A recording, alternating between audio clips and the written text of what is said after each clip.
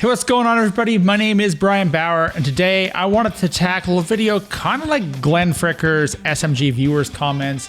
Sometimes I do Q&A videos, but I've never actually gone through and answered just comments from my videos. And well, I have quite a few of them out there. There's a lot of comments and whatnot. So I'm trying something new. I got a small rig light here in the background, so I wanted to test that out.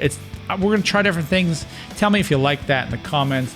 I will do a Q&A soon. If you do have questions, put them in the comments of this video below. We're gonna get to the comments that I have got on some of these videos coming up now. Mostly positive, a few negatives, maybe mistakes I made. I think these are worth talking about, so let's chat about these things and let's get straight to it. I hope you guys like the lighting, and this is just gonna be off the cuff. Let's just see how it goes. Without further ado, let's get at it. Also, if you can click the like button, subscribe button, notification bell, that would be super cool as well. All right, let's get at it. Great work, Brian. That was an awesome demo, man. I've never played fan fret guitars myself. I love playing 8-string guitars for their versatility to play 6, 7, 8-string stuff on the same guitar, or the ability to transpose stuff on the fly. Hey, Adam, thank you so much. That was about the Harley Benton 8-string guitar I had. It was one of the first fan fret guitars I've ever played, and honestly, I think that guitar, in the sense of fan frets, absolutely rocked. Don't let them scare you. I know there are some fans that are a little wide and a little bit of a stretch, but that guitar was fantastic. I know very soon we're gonna have another one kicking around. I'm looking forward to doing that one. Anyway, 8 strings, not for everybody. But hey, if you're into playing 6-string stuff on an 8-string, that's cool, but maybe just stick with the 6s and 7s. 8 is a lot of fun. I will admit I played a lot on the low strings in that one. But hey, that's what it's all about, right? I'm not toasting. Can also add wiring and full-size speaker cabs. Best regards and best wishes. Okay, that's about the Boss Katana Mini little 7-watt review that I did. And it's so anyway, they mean, can you add a wiring to, hook it up to a cabinet? Unfortunately, the answer to that is no, but somebody here said you can actually do mods on these little mods to hook them up to a cabinet. I'm sure that would sound cool. My advice to you, do not do this. That is an absolute just waste of money. Just get a Joyo Zombie or some other little tiny amp, little orange terrors. There's a million things out there now. By all means, check something like that out. Although I have to check this out. I'm sure it's really cool if somebody did, but for the most part, you don't need to do that. All right, there's one question in my Epiphone Les Paul Special 2 series of videos where I did mods. I never planned these, but they're super successful. A lot of you people are looking to stuff how to mod them and everything else, and I've got a few questions about that one in here. But I can't find this particular one, but it was the Cort X100 versus the Epiphone Les Paul 2. What would you choose for playing metal? So I'm thinking a beginner asked me this question, and at the price point, let's just see X100, because we know that the other one in the pack is going for $389, and these are going for $359. For metal, I'm gonna go with the Cort. You can definitely do it in the Epiphone Les Paul Special 2. I have proven that on this channel. That's not a question, but I'm gonna go from a playability standpoint. I bet that Cort is a lighter guitar. It has a little bit more upper fret access. So I'm gonna run with that, and the price point seems like it's a hair better. So for metal, I'm just gonna say, just for playability wise, I do like Super Strats a lot, but they both do it. I'm gonna say go with the Cort in this case. But hey, if you get the Les Paul Special 2 at a good price or something like that, that's what you can get. By all means, you're not doing yourself any wrongs. Good luck. Honestly, dude, when you record a video for a song, just plug a cable into the guitar. I'm talking about music videos here, okay?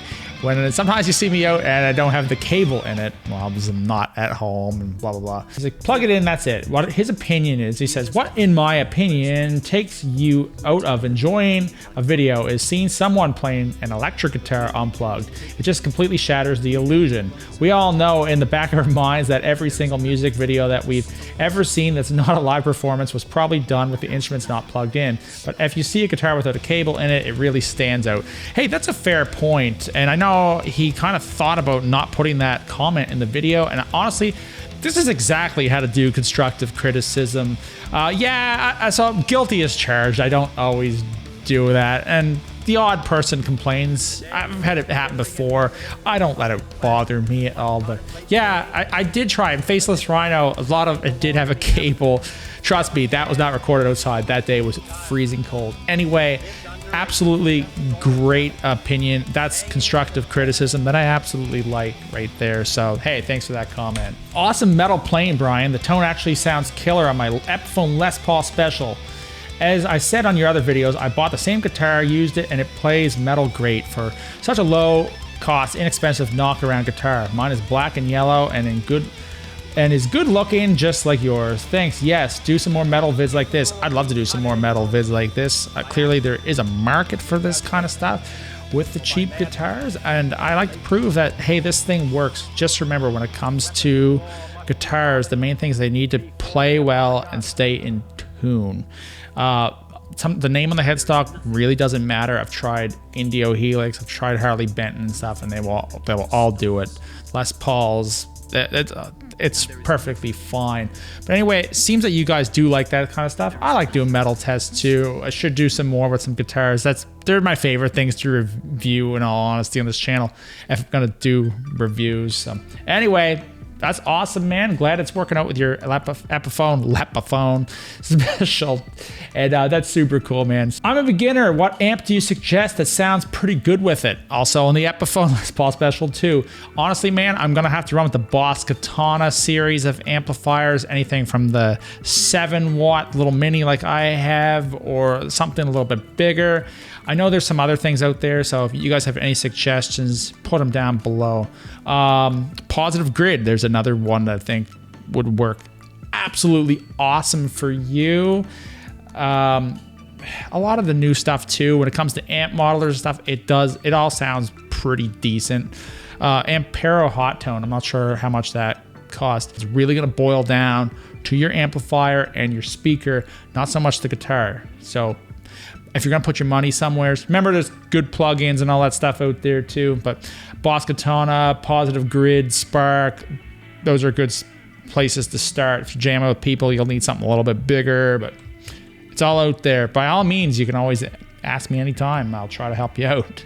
Now this one's a great segue into this, because I just explained it. This guy kind of weirdly enough answers his own question. These guys always never have content or anything else. He goes, FYI, you might want to review guitar plugged straight into an average amp. Any guitar will sound good through a Kemper of all things. Okay, Indio Helix review that I did, and I ran it through the Kemper like I always do. It's because tone is not really in the guitar. I mean, we can go from humbucker to single coil. That's going to make a difference. Some guitars have a bit more output, but it's not really a big deal. You can dial your amplifier in, dude. So what do you want me to do? Get some old piece of junk so you can hear how crappy you sound? I don't know what you're trying to do, but remember, it's all about the amplifier. The Helix is gonna sound great. I mean, in whatever you run it through anyway these days, anyway, all the modelers are kick ass. I don't know why you guys think it's the guitar. Yeah, it's like Glenn Fricker explains all this stuff, but trust me, like I did a little sound comparison a week ago for myself, and it was playing solos, and one was on my Solar A16, which is not a cheap guitar by any means, and the Epiphone. And trust me, I could not hear the difference. It's all about the amp. So, buddy, if you are watching this video, which I know you're not, but if you are, and I think I said this in the reply comment to this, if you make a video with that guitar through an average amp, you send it to me, I promise you I'll watch it. But 99% chance, you're never gonna do it. I'm glad most of you guys are positive, but it's an old mindset with it's the guitar that does all the things. No, it's the amp.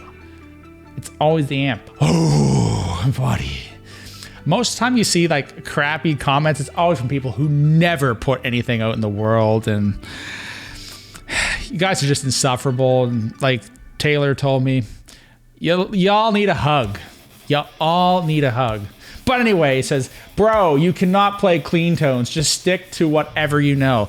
Oh, sorry, I ventured out of what I know. Okay, to be fair, that was from the Roland Cube 30 video that I did. My playing was so off that day. I was struggling so much to actually record, and it was a bit of a struggle. And the next comment goes, sounds like you need to practice, dude. I was having an off day.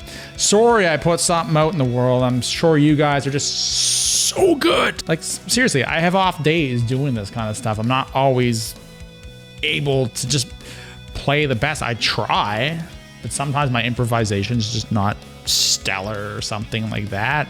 I should probably actually, sit there and work out about 5 riffs and play them in every damn video, and just get the point across. But you know what? Listen, if you're gonna be crappy, you gotta put your money where your mouth is. Like, offer me a suggestion. Besides, you gotta practice. Well, okay, there, Jimi Hendrix, Rusty, Cooley, Slash. You're none of them.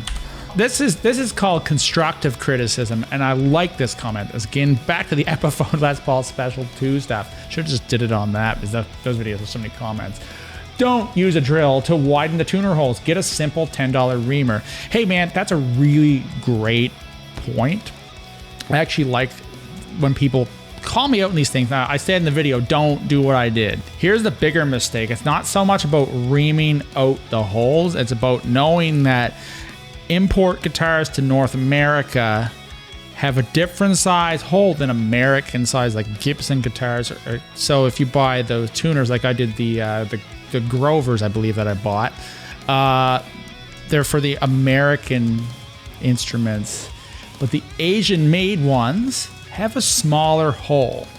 So it might have limited my options, or I could have at least gone down another path. Then I wouldn't have had to drill anything. It would have been perfectly fine. I just didn't want to mess with it. Like, whatever, I got that guitar for $100. Hell, I've made money off that guitar at this point. So rare time a guitar was an investment for me. But either way, I really do enjoy this comment and these kind of constructive criticisms like this, because hey, guitar modding is hard. I don't recommend everybody to go doing that kind of stuff, just because if you're a beginner, I'd rather see you playing than modding, as you're better off putting your money into something better instead of trying to fix something that's cheap. Anyway, that's all the questions that I've got here for right now. Thank you so much for sticking around. Anyway, if there is negative comments, don't go out bugging these people. You don't have to do that. That's a crappy thing to do. Anyway, I will do a Q&A soon, so if you have some questions, put them in the comments below. I'll probably take some from Instagram as well. We'll get something together because, hey man, it's kind of fun to do these kind of things. Hope you guys enjoyed the light. Hope you guys like this kind of content. I should do more of it because it's fairly fast to do. Sometimes reviews take a little more time. Oh, yeah, and I do have some new music on the way here really shortly. I think you guys are going to dig that if you're into the metal stuff. So you guys all have an awesome day. Click the like button, subscribe button, and notification bell if you so desire. And I will see you all in the next video. See yas.